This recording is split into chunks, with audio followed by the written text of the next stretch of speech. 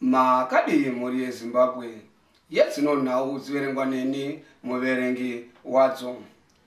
Zviri kwanzi vese vane chirwere chemazino varoda kubviswa zvisina mubhadharo, tsoropodzai chikwata chenhabvu chinonzi Highlanders kana kuti ibhotso pane mundevere.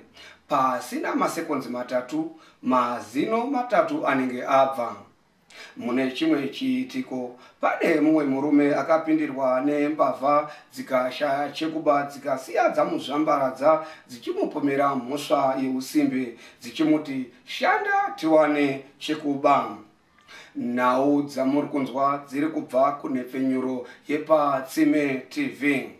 Kune mumwe murume akawanikidzwa akarara nemudzimai wemunhu apo akatorwa nemhomho yeruzhinji vakaenda naye kumapurisa uko akazonobvunzwa kuti anga azviitirei. Ndokupindura achiti tese tanga tine hope dzakafanana ndosaka tarara tose.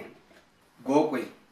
Kune imwe chembere yekugokwe yafendesa muzukuru wayo mushure mokunge yavigirwa grocery.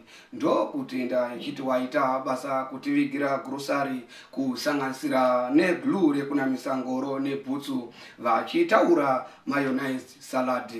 Ndo zvaita kuti muzukuru afende. Tichinzwa mamirire kunze.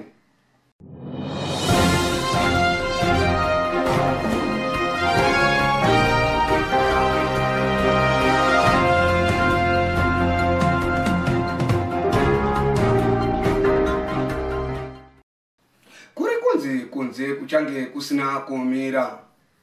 Uku ndiko kupera kwenhau dzino.